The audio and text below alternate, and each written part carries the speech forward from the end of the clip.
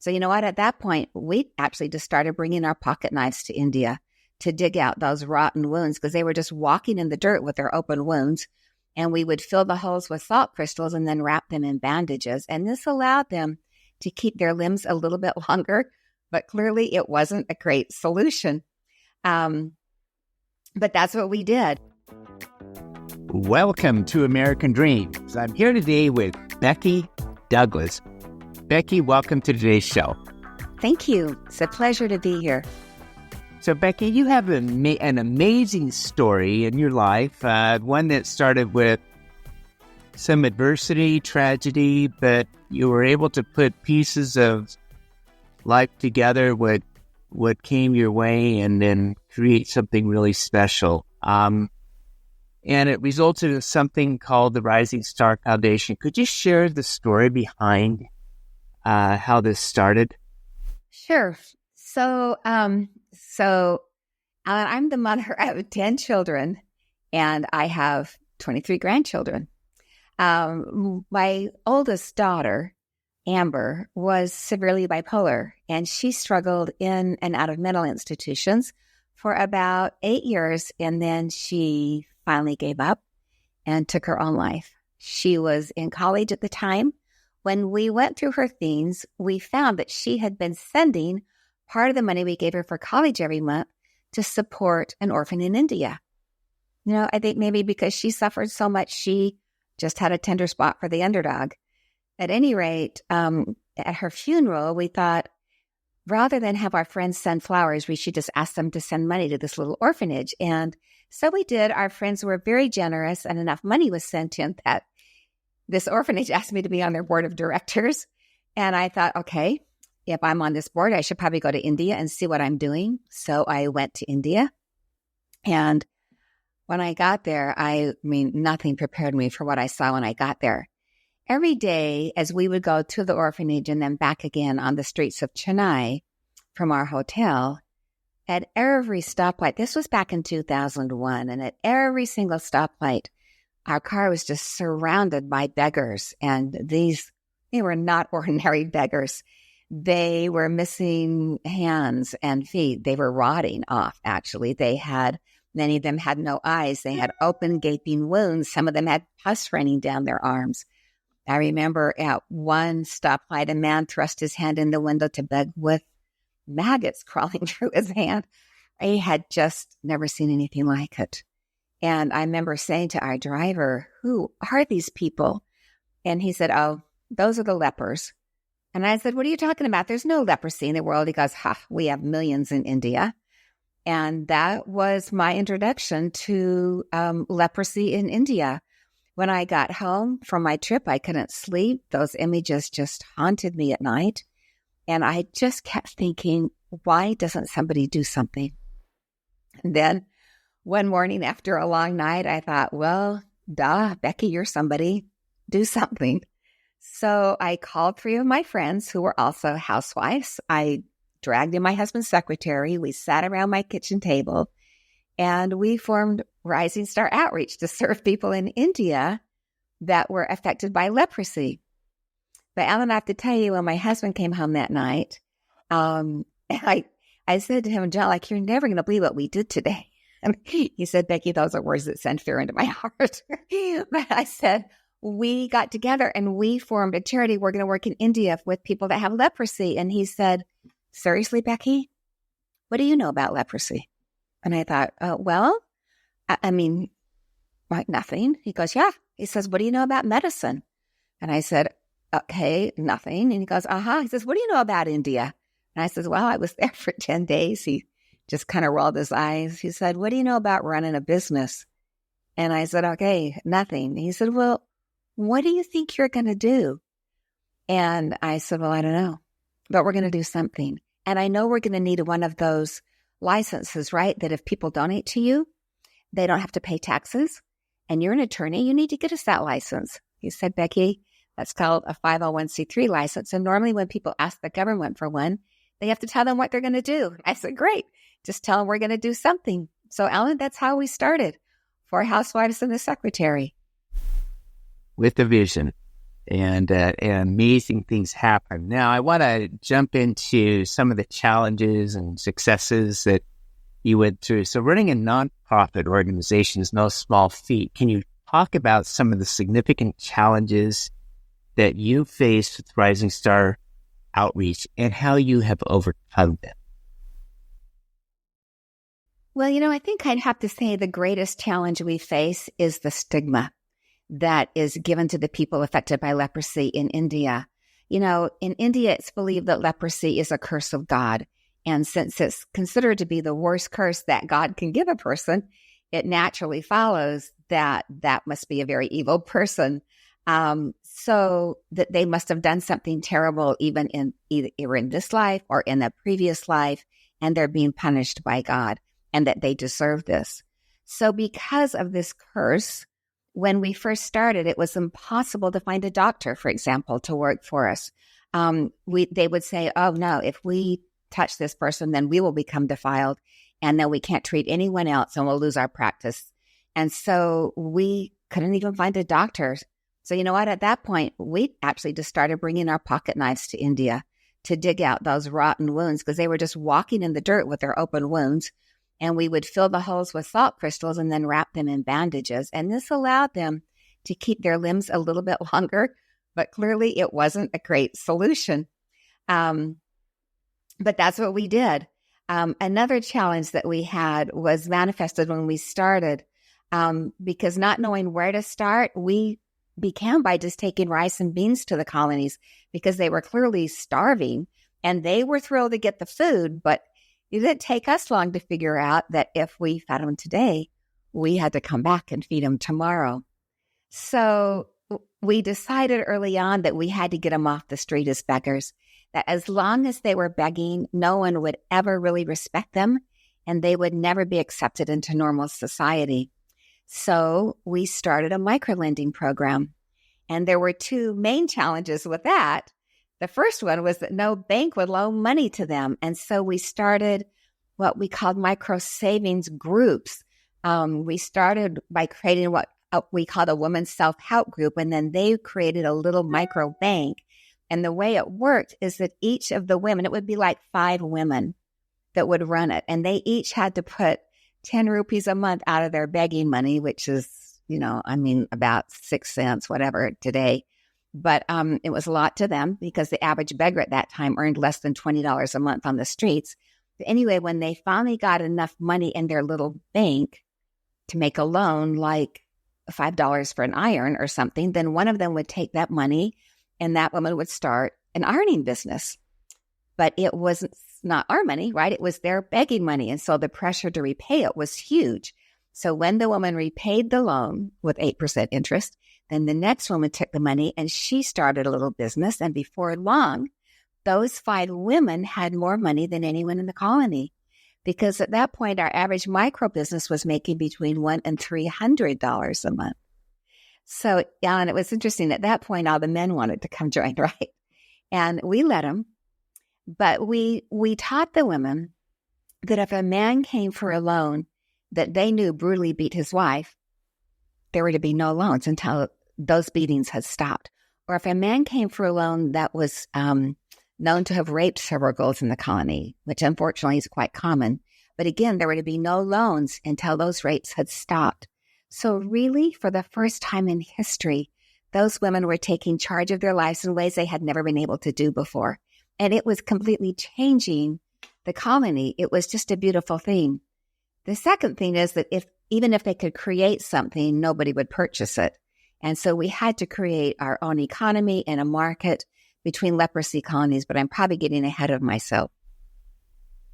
Becky, this is remarkable what you started and what was inspired. I want to dive a little deeper here, though. Can you share a particular story or milestone that stands out with you in the history of Rising Star Outreach that came out of this program, the micro-lending program? Whew. You know what?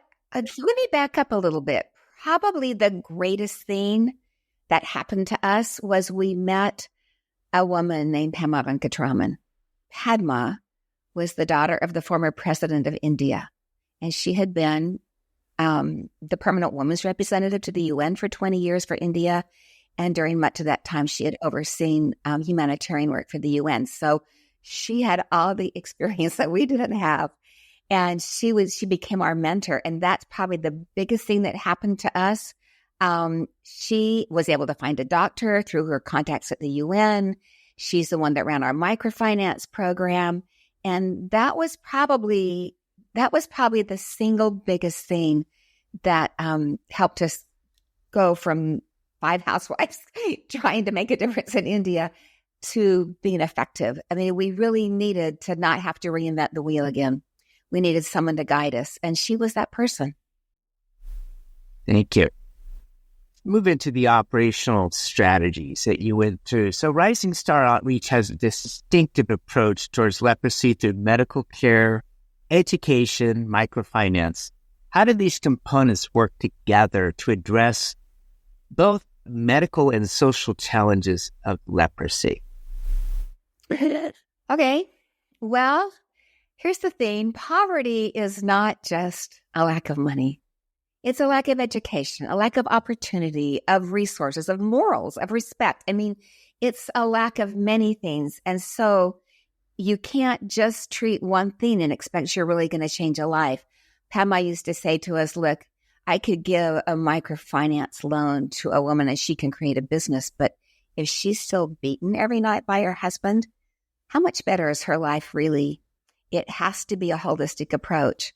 So we decided that we would try to find an approach that would be holistic. And I think, honestly, that's one of the things that sets us a little bit apart from other charities. Like other charities tend to do microfinance, or they do education, or they do wells and whatever. I mean, they sort of, focus on one thing, but to really change a human being long term, you really have to treat all the things that have created their poverty in the first place. So we decided that if we were going to eliminate leprosy, it had to begin with the rising generation. And so, the kids are used as beggars by their parents, the children of leprosy affected people. So we felt like, okay, let's get them off the streets. So we started some schools. We first started with a little tiny preschool, and our schools now are remarkably successful. We partnered with the Harvard World Teach program, and they sent us 4 World Teach teachers to teach the Indian teachers that we had how to teach critical thinking and problem solving, because in India at the time, everybody was using rote memory. But we wanted our kids to think. Now, they came to us not able to read or write their name in any language. Many of them were not even toilet trained. They'd been begging on the streets. They'd been paying on the streets. But they came and we began this teaching so that they understood concepts, and it worked. I mean, the cool thing is that in 2019, unbelievably, we were named the #1 school in all of India for hands-on teaching. And just to put that into perspective, Alan, there are between 1 and 1.5 million schools in India. And actually that year, our principal was named the Principal of the Year for India by the International Education Association. And then again in 2020, he got that same award. During COVID, our school was named the top online school in the state of Tamil Nadu. I mean, so we have really been blessed by using more methods that are just more progressive, right? And the interesting thing is 95% of our graduates go to college. And so we are currently educating more than 1,100 students, including those in college. And we are now listed as an elite school in India. As our kids get real jobs, then they are able to help lift their families. And then it becomes a lifting of the entire community. Does that make sense? Becky, we talk about a school, we talk about 1,100 kids, but the reality is, how many lives have you impacted through the Rising Star outreach if you were to add it up? Numbers are hard. And so I'll just tell you what we guess. We have worked now with a portion of our program, at least, in 200 leprosy colonies spread across 10 states of India. Some have access to the schools. Some have access to the microfinance. Some we do the medical care, and some we do all those things in. During the COVID pandemic, we fed 112,000 people in the colonies to keep them from starving. So my guess is that we've impacted, well over 60,000 people in fairly significant ways. Obviously, we have a lot more work to do. Amazing. I'm going to jump into some of the impactful stories that stand out. Could you share a story about an individual or family whose life has been transformed through the work of Rising Star Outreach? Oh, Alan, there are so many stories, and they're all fun. So why don't I tell you a story with each of the main three things we do? Does that make sense? That makes sense. Okay. So let's start with the microfinance. There's a zillion microfinance stories, but my favorite one is of a little guy named Gopal who wanted to start a tea business. And so he asked the Women's Self-Help Group for a loan of $3. He bought a pot and 2 cups. That was his tea business. And anyway, he came back. He paid his loan off and he asked him for a loan of $8. He said, if I can buy this old beat up bike, I can get the tea out to the workers in the field and they'll pay me more money. So he did that. They gave him that loan. He just kept taking out loans and paying them back. And before long, he had a business that now supports his family. One time I was there with a reporter from the Atlanta Journal-Constitution. And he asked Gopal, he says, so Gopal, how's your life really different now that you have this business and you're not begging? And to tell you the truth, I thought he would say something like, well, I get to eat every day now, or my kids get to go to school or something like that. But he didn't. He said, when I used to beg in front of the shop in the city, the shop owner would come out and curse at me and threaten me until I moved away. But he said, now I supply tea to that shop. When I come now, the owner sets a seat and offers me tea. So to him, just the dignity that he gets for being a productive member of society, for him, that's more than eating every day. And that to me is showing that the entire individual is being changed. So that's one thing. With our medical, oh my goodness, we just fitted a lady she had lost both of her legs to leprosy.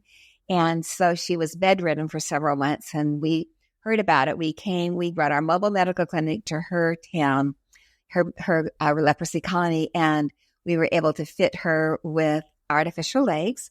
And she now can walk and take care of her children and do what she needs to do and run her little business. And so she's doing great with that.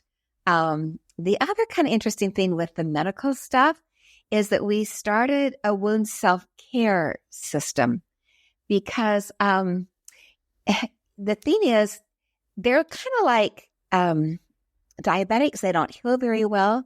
And so our mobile medical clinic would go to each colony once a week. But our doctor just said, you know what, these wounds aren't really healing up.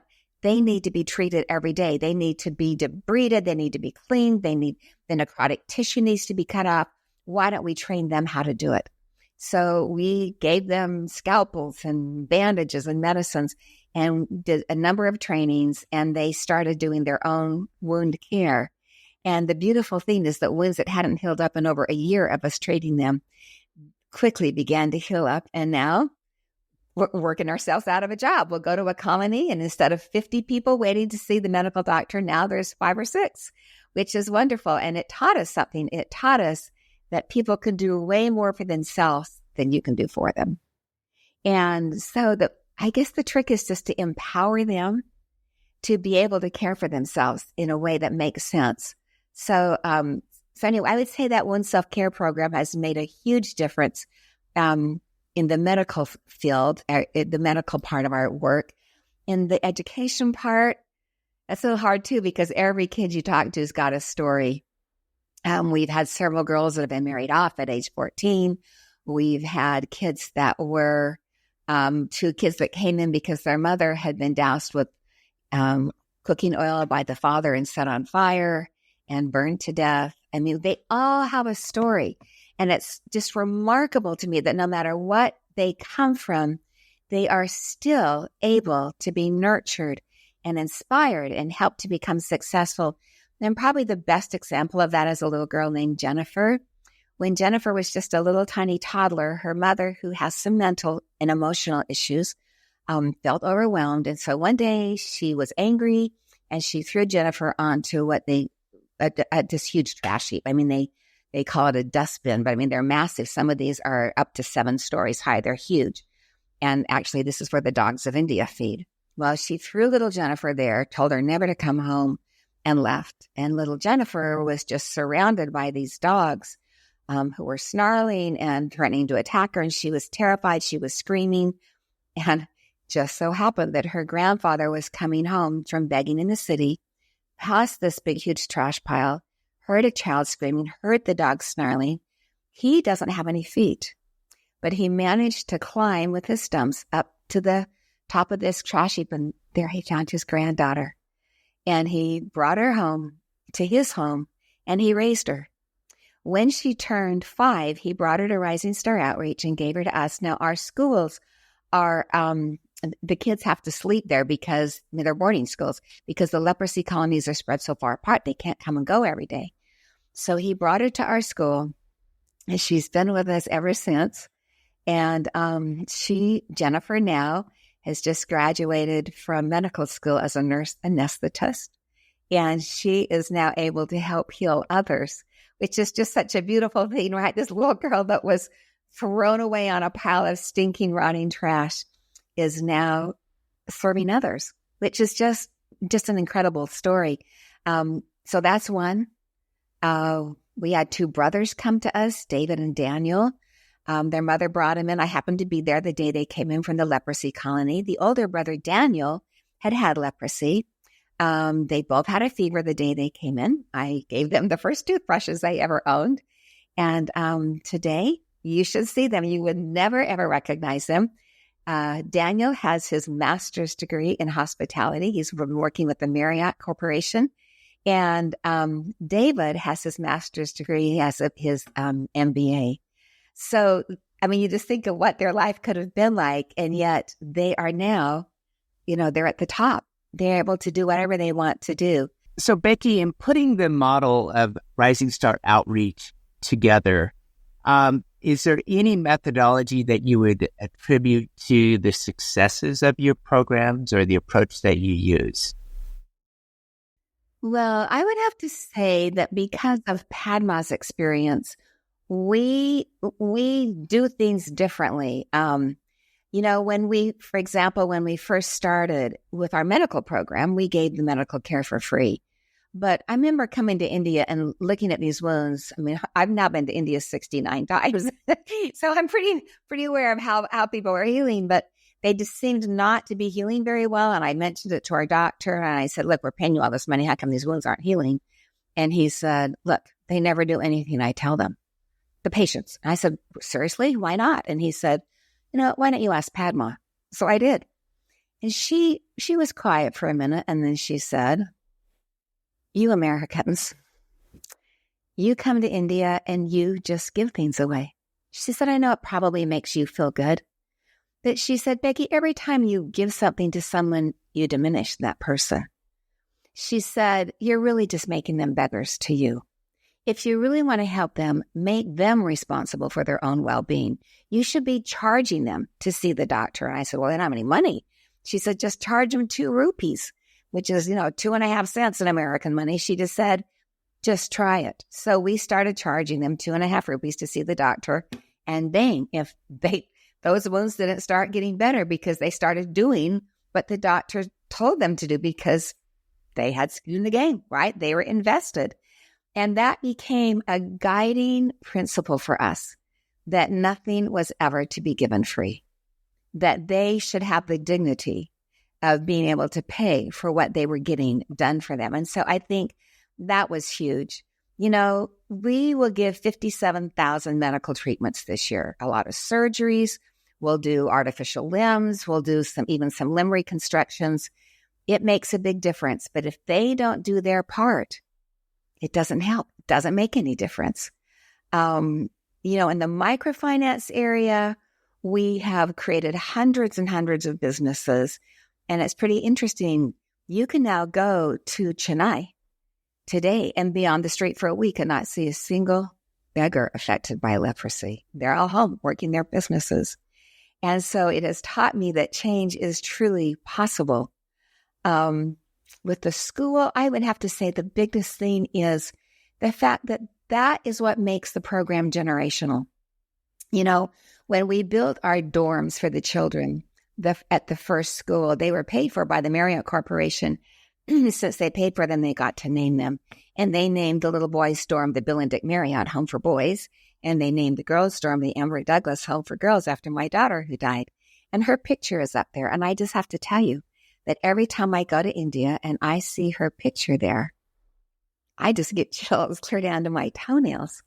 I think of all the girls over time, more than 1,000 girls will go through that dorm, and how vastly different their lives will be because they were in that dorm and attended our school, went to college, and became a successful human being instead of a beggar on the streets. And you know what? It doesn't end with them, because those girls will one day marry and have children of their own. And those children's lives will be completely different because their mothers lived in that dorm. And then those girls will get married, right? And have children one day. And their children's lives will be vastly different because their grandmothers lived in that dorm. So it becomes generational.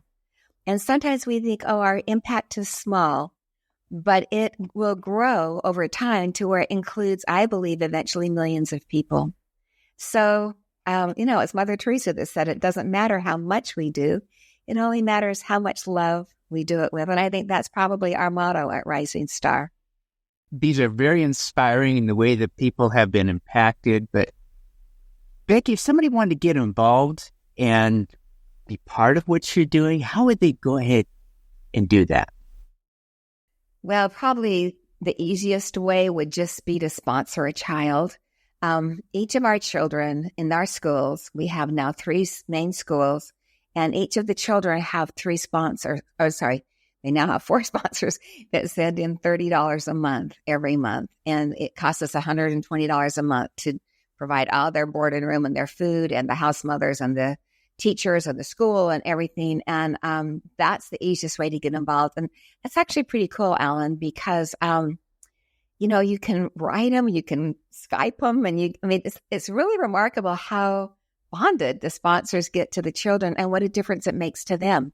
Because in their society, they're cursed by God. But, Americans are considered high caste people, mostly because of the color of a lot of their skin. And so to have someone that they think of as very important that cares about them is very highly motivating to them. Another thing you can do, we are just finishing this school in Bihar that will be able to accommodate 700 students. We don't yet have the money to bring 700 students in. So every time we get 4 more sponsors, we can bring another child into that school. Also, it has the school so far, it's just being completed, the building. It has no desks, it has no whiteboards, it has no computers, no playground. So it needs a lot of things. If someone wanted to just do a one-time kind of a helping thing, there's like all kinds of opportunities for that. We need funds for microloans. A very little bit amount of money can help someone start a business and gain some respect and a reason to wake up every morning. And so the other thing is we've been working with the developer of a leprosy vaccination, the first vaccination ever for leprosy. And the developer just happens to be the brother-in-law of one of my board members. And he has offered to give it to Rising Star Outreach at his cost, which is 20 cents a dose. So because leprosy has a genetic component, the children in the leprosy colonies are the most likely to develop leprosy of anyone in India. So by getting this vaccination out to the children in the colonies, we can come pretty close to stopping the spread of leprosy in India. So funding for that, there's just a lot of opportunities. A lot of volunteers go to India. We've sent more than 1,000 people to India to volunteer with us. They work with the leprosy patients. They work with the medical team. They work with the children. In fact, our children are tutored constantly by our volunteers who taught them in English. And that's why our kids' English is so good. I don't know. So there's just a lot of ways that you can get involved. So is there a website or next steps for call to action for either donating or volunteering? Yeah, it's just risingstaroutreach.org. And once you get on that site, you'll see all the opportunities there are to get involved. So it's pretty easy, Rising Star Outreach. I do have to say, Alan, don't forget the outreach, because Rising Star is a porn site. Rising Star Outreach is our site. So it's important to put that outreach.org, risingstaroutreach.org. But there's like tons of ways to get involved. And I mean, even small things like making those little wound self-care kits. We have people doing those and donating those so that every patient can have one and can take care of their own wounds and their own health. And anyway, there's all kinds of ways. Thank you, Becky. It's been an absolute pleasure having you with us today. Very inspiring, the work that you're doing. And we're really glad to have you as our part of the American Dream community. Thank you. It's been a pleasure to come and be on your program. Thank you for inviting me.